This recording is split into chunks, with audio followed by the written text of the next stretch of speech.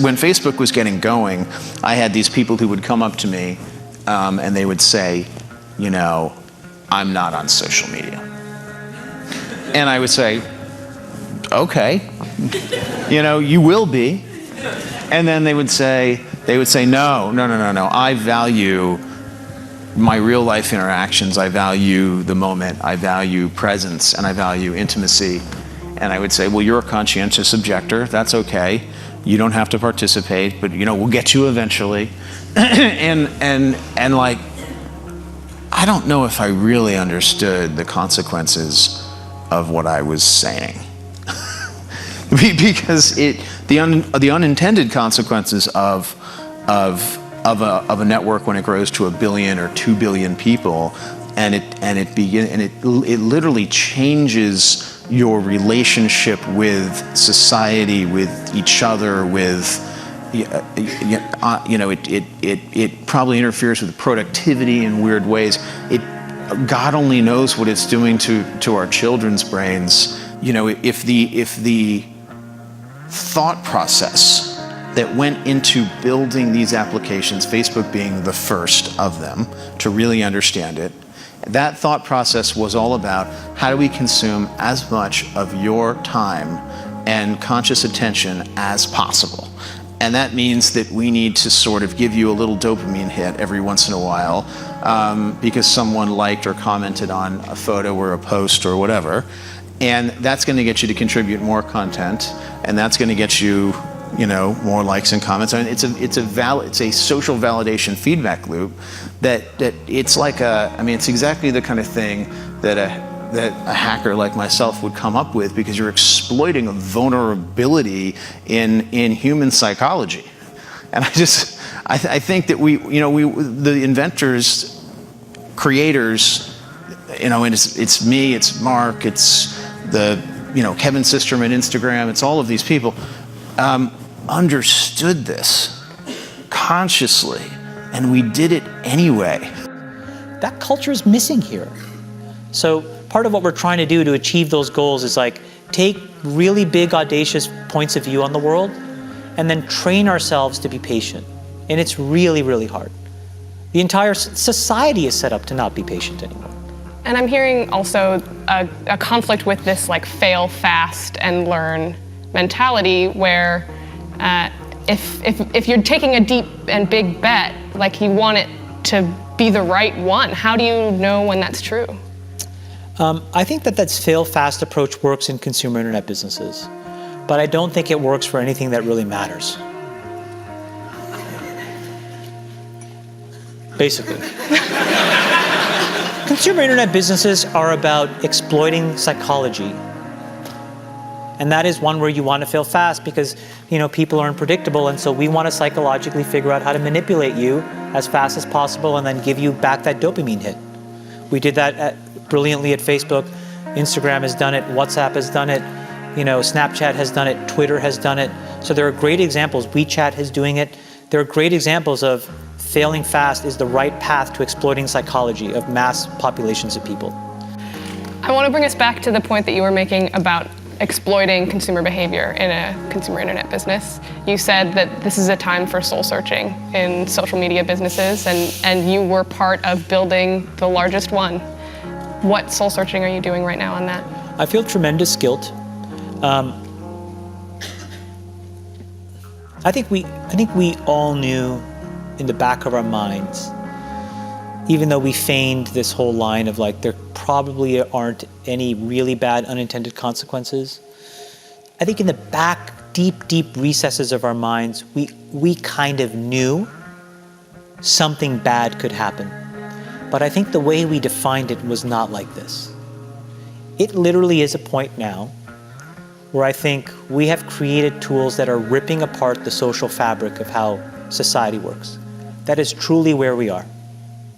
And I would encourage all of you as the future leaders of the world to really internalize how important this is. If you feed the beast, that beast will destroy you. If you push back on it, we have a chance to control it and rein it in. And it is a point in time where people need to hard break from some of these tools and the things that you rely on. The short-term dopamine-driven feedback loops that we have created are destroying how society works. No civil discourse, no cooperation, misinformation, mistruth. And it's not an American problem. This is not about Russian ads. This is a global problem. So we're in a really bad state of affairs right now, in my opinion. It is eroding the core foundations of how people behave by and between each other. And I don't have a good solution. My solution is I just don't use these tools anymore. I haven't for years. It's created huge tension with my friends, huge tensions in my social circles. If you look at my Facebook feed, I've posted maybe 2 times in 7 years. 3 times, 5 times. It's less than 10. And it's weird. I guess I kind of just innately didn't want to get programmed. And so I just tuned it out. But I didn't confront it. And now to see what's happening, it really bums me out. Think about, there were these examples where there was a hoax in WhatsApp where in some village in India, people were afraid that their kids were going to get kidnapped, etc.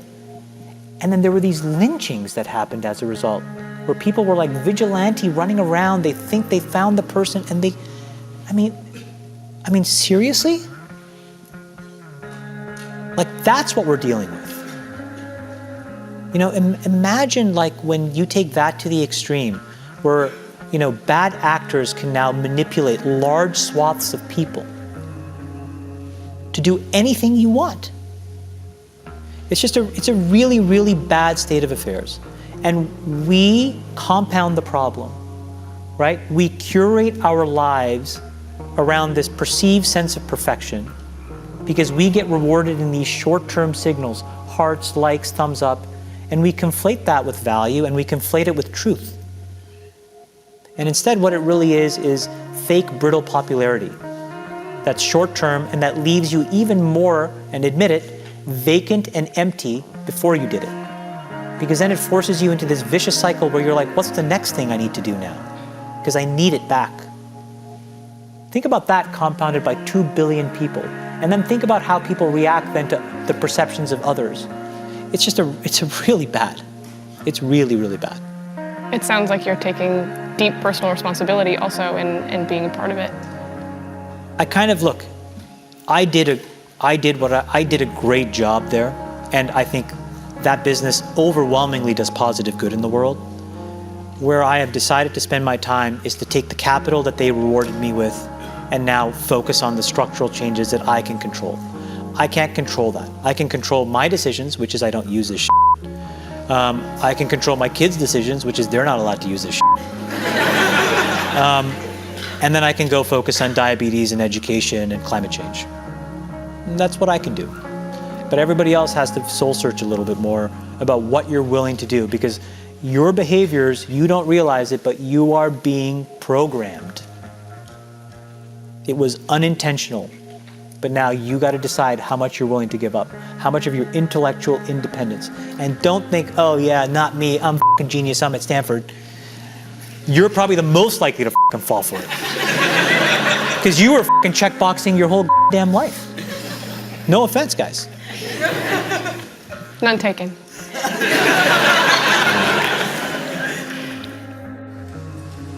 Slow and steady against hard problems. Start by turning off your social apps and giving your brain a break. Because then you will at least be a little bit more motivated to not be motivated by what everybody else thinks about you. Do you know what I'm saying? It's hard. Think about how all this stuff plays together. How does trying to get, posting your waffles online relate to me starting a business and accumulating capital? This is wiring your brain for super fast feedback. It's the same brain you're using to build a company. Don't think they're not the same. Do you know what I'm saying?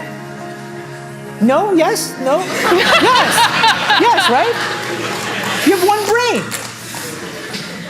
So you're training your brain here, whether you think it or not, whether you know it or not, whether you acknowledge it or not. Acknowledge that these things where you're spending hours a day are rewiring your psychology and physiology in a way that now you have to use to go and figure out how to be productive in the commercial world. So if you don't change this, you are going to get the same behaviors over here. Change this. There's a reason why Steve Jobs was like anti-social media.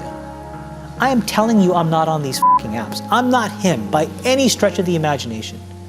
But I am proactively trying to rewire my brain chemistry to not be short-term focused.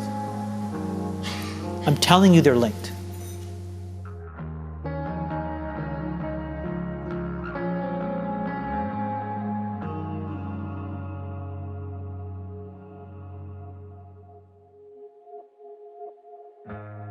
I have yet to give a speech or have a meeting where somebody doesn't ask me the millennial question. What's the millennial question? Apparently, millennials as a generation, which is a group of people who were born approximately 1984 and after, are tough to manage. And they're accused of being entitled and narcissistic and self-interested, unfocused, lazy. But entitled is the big one. And because they confound leadership so much, what's happening is leaders are asking the millennials, what do you want? And millennials are saying, we want to work in a place with purpose, love that. We want to make an impact, whatever that means. We want free food and beanbags.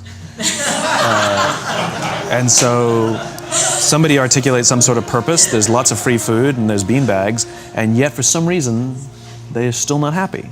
And that's because they're missing, there's a missing piece. What I've learned is that I can break it down into 4 pieces, right? There are four things, 4 characteristics. One is parenting, the other one is technology, the third is impatience, and the fourth is environment. The generation that we call the millennials, too many of them grew up subject to, not my words, failed parenting strategies, where, for example, they were told that they were special all the time. They were told that they could have anything they want in life, just because they want it, right? They were told, some of them got into honors classes, not because they deserved it, but because their parents complained. And some of them got A's, not because they earned them, but because the teachers didn't want to deal with the parents. Some kids got participation medals. You got a medal for coming in last, right? Which the science we know is pretty clear, which is it devalues the medal and the reward for those who actually work hard. And it actually makes the person who comes in last feel embarrassed because they know they didn't deserve it. So it actually makes them feel worse, right? So you take this group of people and they graduate school and they get a job and they're thrust into the real world, and in an instant they find out they're not special, their moms can't get them a promotion, that you get nothing for coming in last, and by the way, you can't just have it because you want it, right? And in an instant, their entire self-image is shattered. And so you have an entire generation that's growing up with lower self-esteem than previous generations.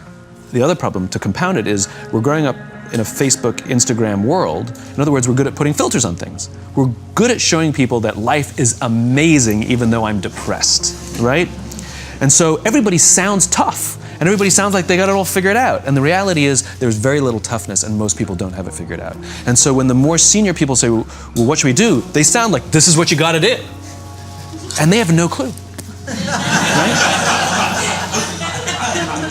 So you have an entire generation growing up with lower self-esteem than previous generations, right? Through no fault of their own, right? They were dealt a bad hand, right? Now let's add in technology. We know that engagement with social media and our cell phones releases a chemical called dopamine. That's why when you get a text, it feels good, right? So we've all had it where you're feeling a little bit down or feeling a bit lonely, and so you send out 10 texts to 10 friends, hi, hi, hi, hi, hi, because it feels good when you get a response, right? Right? It's why we count the likes. It's why we go back 10 times to see if my Instagram is growing slower, did I do something wrong? Do they not like me anymore, right? The trauma for young kids to be unfriended, right? Because we know when you get it, you get a hit of dopamine, which feels good. It's why we like it. It's why we keep going back to it. Dopamine is the exact same chemical that makes us feel good when we smoke, when we drink, and when we gamble. In other words, it's highly, highly addictive, right? We have age restrictions on smoking, gambling, and alcohol And we have no age restrictions on social media and cell phones, which is the equivalent of opening up the liquor cabinet and saying to our teenagers, hey, by the way, this adolescence thing, if it gets you down. But that's basically what's happening. That's basically what's happening, right? That's basically what happened. You have an entire generation that has access to an addictive, numbing chemical called dopamine through social media and cell phones as they're going through the high stress of adolescence. Why is this important? Almost every alcoholic discovered alcohol when they were teenagers. When we're very, very young, the only approval we need is the approval of our parents. And as we go through adolescence, we make this transition where we now need the approval of our peers. Very frustrating for our parents, very important for us. It allows us to acculturate outside of our immediate families into the broader tribe, right? It's a highly, highly stressful and anxious period of our lives, and we're supposed to learn to rely on our friends. Some people, quite by accident, discover alcohol and numbing effects of dopamine to help them cope with the stresses and anxieties of adolescence. Unfortunately, that becomes hardwired in their brains, and for the rest of their lives, when they suffer significant stress, they will not turn to a person, they will turn to the bottle. Social stress, financial stress, career stress, that's pretty much the primary reasons why an alcoholic drinks, right? What's happening is because we're allowing unfettered access to these dopamine-producing devices and media, basically it's becoming hardwired, and what we're seeing is as they grow older, too many kids don't know how to form deep, meaningful relationships. Their words, not mine. They will admit that many of their friendships are superficial. They will admit that their friends, that they don't count on their friends, they don't rely on their friends, they have fun with their friends, but they also know that their friends will cancel on them if something better comes along. Deep, meaningful relationships are not there because they never practice the skill set, and worse, they don't have the coping mechanisms to deal with stress. So when significant stress starts to show up in their lives, they're not turning to a person, they're turning to a device, they're turning to social media, they're turning to these things which offer temporary relief. We know, the science is clear, we know that people who spend more time on Facebook suffer higher rates of depression than people who spend less time on Facebook. Right? These things balanced. Alcohol is not bad, too much alcohol is bad. Gambling is fun, too much gambling is dangerous. Right? There's nothing wrong with social media and cell phones. It's the imbalance. Right? If you're sitting at dinner with your friends and you're texting somebody who's not there, that's a problem. That's an addiction. If you're sitting in a meeting with people you're supposed to be listening to and speaking, and you put your phone on the table, face up or face down, I don't care, that sends a subconscious message to the room that you're just not that important to me right now, right? That's what happens. And the fact that you cannot put it away is because you are addicted, right? If you wake up and you check your phone before you say good morning to your girlfriend, boyfriend, or spouse, you have an addiction. And like all addiction, in time, it'll destroy relationships, it'll cost time, and it'll cost money, and it'll make your life worse, right? So you have a generation growing up with lower self-esteem that doesn't have the coping mechanisms to deal with stress, right? Now you add in the sense of impatience, right? They've grown up in a world of instant gratification. You want to buy something, you go on Amazon, it arrives the next day. You want to watch a movie? Log on and watch a movie. You don't check movie times. You want to watch a TV show? Binge. You don't even have to wait week to week to week, right? I know people who skip seasons just so they can binge at the end of the season, right?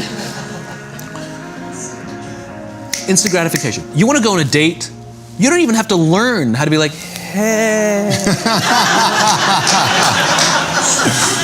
You don't even have to learn and practice that skill. You don't have to be the uncomfortable one who says yes when you mean no and says no when you mean no, but yes when you don't have to swipe right. Bang, I'm a stud. Right? You don't have to learn the social coping mechanisms, right? Everything you want, you can have instantaneously. Everything you want, instant gratification, except job satisfaction and strength of relationships. There ain't no app for that. They are slow, meandering, uncomfortable, messy processes. And so I keep meeting these wonderful, fantastic, idealistic, hardworking, smart kids. They've just graduated school. They're in their entry-level job. I sit down with them and I go, how's it going? They go, I think I'm gonna quit. I'm like, why? They're like, I'm not making an impact. I'm like, you've been here 8 months. You know? It's as if they're standing at the foot of a mountain and they have this abstract concept called impact that they want to have in the world, which is the summit. What they don't see is the mountain. I don't care if you go up the mountain quickly or slowly, but there's still a mountain. And so what this young generation needs to learn is patience. That some things that really, really matter, like love, or job fulfillment, joy, love of life, self-confidence, a skill set, any of these things. All of these things take time. Sometimes you can expedite pieces of it, but the overall journey is arduous and long and difficult. And if you don't ask for help and learn that skill set, you will fall off the mountain, or you will, the worst case scenario, and we're already seeing it, the worst case scenario is we're seeing an increase in suicide rates. We're seeing an increase in this generation. We're seeing an increase in accidental deaths due to drug overdoses. We're seeing more and more kids drop out of school or take leaves of absence due to depression. Unheard of. These are all, this is really bad. The best case scenario, those are all bad cases, right? The best case scenario is you'll have an entire population growing up and going through life and just never really finding joy. They'll never really find deep fulfillment in work or in life. They'll just waft through life and it'll be just, it's fine. How's your job? It's fine, the same as yesterday. How's your relationship? It's fine. Like that's the best case scenario, which leads me to the fourth point, which is environment, which is we're taking this amazing group of young, fantastic kids who are just dealt a bad hand. It's no fault of their own. And we put them in corporate environments that care more about the numbers than they do about the kids. They care more about the short-term gains than the long-term life of this young human being. We care more about the year than the lifetime, right? And so we are putting them in corporate environments that aren't helping them build their confidence, that aren't helping them learn the skills of cooperation, that aren't helping them overcome the challenges of a digital world and finding more balance, that isn't helping them overcome the need to have instant gratification and teach them the joys and impact and the fulfillment you get from working hard on something for a long time that cannot be done in a month or even in a year. And so we're thrusting to them in corporate environments, and the worst part about it is they think it's them. They blame themselves. They think it's them who can't deal. And so it makes it all worse. It's not. I'm here to tell them it's not them. It's the corporations, it's the corporate environments, it's the total lack of good leadership in our world today that is making them feel the way they do. They were dealt a bad hand, and I hate to say it, but it's the company's responsibility. Sucks to be you, like we have no choice, right? This is what we got, and I wish that society and their parents did a better job. They didn't. So we're getting them in our companies, and we now have to pick up the slack. We have to work extra hard to figure out the ways that we build their confidence. We have to work extra hard to find ways to teach them the social skills that they're missing out on. There should be no cell phones in conference rooms. None. Zero. And I don't mean the kind of like sitting outside waiting to text. I mean like when you're sitting and waiting for a meeting to start, this is what we all do. We all sit here and wait for the meeting to start. Meeting starting? Okay. And we start the meeting. No, that's not how relationships are formed. Remember we talked about it's the little things?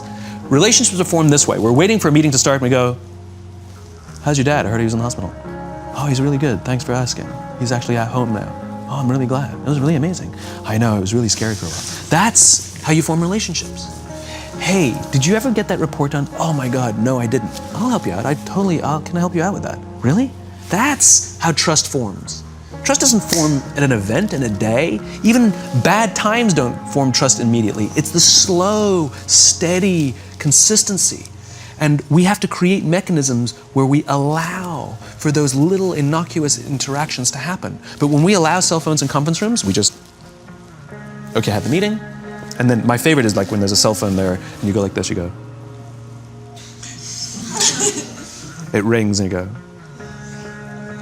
I'm not going to answer that. But Mr. Magnanimous, you know? When you're out for dinner with your friends, like, I do this with my friends. When we're going out for dinner and we're leaving together, we'll leave our cell phones at home. Who are we calling? Maybe one of us will bring a phone in case we need to call an Uber or take a picture of our meal. That goes without saying, come on. I'm an idealist, but I'm not insane. You know? Not a heathen. I mean, it looked really good. We'll take one phone. And so it's like an alcoholic. The reason you take the alcohol out of the house is because we cannot trust our willpower. We're just not strong enough. But when you remove the temptation, it actually makes it a lot easier. And so when you just say, don't check your phone, people literally will go like this. And somebody will go to the bathroom, and what's the first thing we do? Because I wouldn't want to look around the restaurant for a minute and a half, you know? But if you don't have the phone, you just kind of enjoy the world. And that's where ideas happen. The constant engagement is not where you have innovation and ideas. Ideas happen when our minds wander and we go, and you see something, I bet they could do that. That's called innovation, right? But we're taking away all those little moments, right? You should not, and none of us should charge our phones by our beds. We should be charging our phones in the living rooms, right? Remove the temptation. You wake up in the middle of the night because you can't sleep, you won't check your phone, which makes it worse. But if it's in the living room, it's relaxed, it's fine. But it's my alarm clock. Buy an alarm clock. They cost $8, right? I'll buy you an alarm, right? But the point is we now in industry, whether we like it or not, we don't get a choice. We now have a responsibility to make up the shortfall and to help this amazing, idealistic, fantastic generation build their confidence, learn patience, learn the social skills, find a better balance between life and technology, because quite frankly, it's the right thing to do. Simon, thank you so much. My pleasure. For coming on. My pleasure. Thanks for having me. Thank you for coming. That was incredible. Absolutely amazing. Where can they find you? It's ironic, isn't it? Well, you can find me on social media. When you're not in a meeting. So yeah, I'm in all the usual places, but I will tell you one thing. So I have a new book coming out in September. It's a thinly veiled plug, but You've made them very happy. But what's special about it is I wanted to produce something that no digital format could reproduce. Interesting. And so it's an illustrated quote book. It's beautifully illustrated. I was very sort of pushy about this, that I didn't want the illustrations done on a computer. They were done by hand. There's a song, Aloe Black, the singer, the Grammy-nominated singer. The book is called Together Is Better, and he gave me a song that goes with it. And the music is at the back of the book, and it's actually, the lyrics are in his handwriting. It's actually his handwriting. And here's the best part. The book is scented. We scented it with a custom scent made by this amazing company called 1229, and they designed for me the scent of optimism. All right. So you smell the pages, and they smell like optimism, right? And the thing that I love about this is I can't do that in any ebook format. I wanted to create something that you had to physically engage with, and it's designed to be given as a gift. The first page says to, from, because I wanted it to be given as a gift to someone you want to say thank you for inspiring you, or to give to someone you wanted to inspire. It was designed to promote this physical interaction and engaging with the real world. So I'm really proud of it. It's incredible, man. Super unique. Yeah, it's fun. I hope it does smashingly well, as your Thank other you. books have, and have given so much to people, and it's just really, really been incredible. And what you shared with us today, man, honestly. Thank you. Absolutely wonderful. Appreciate it. Thank you very much. so much. Truly, thank you for having me.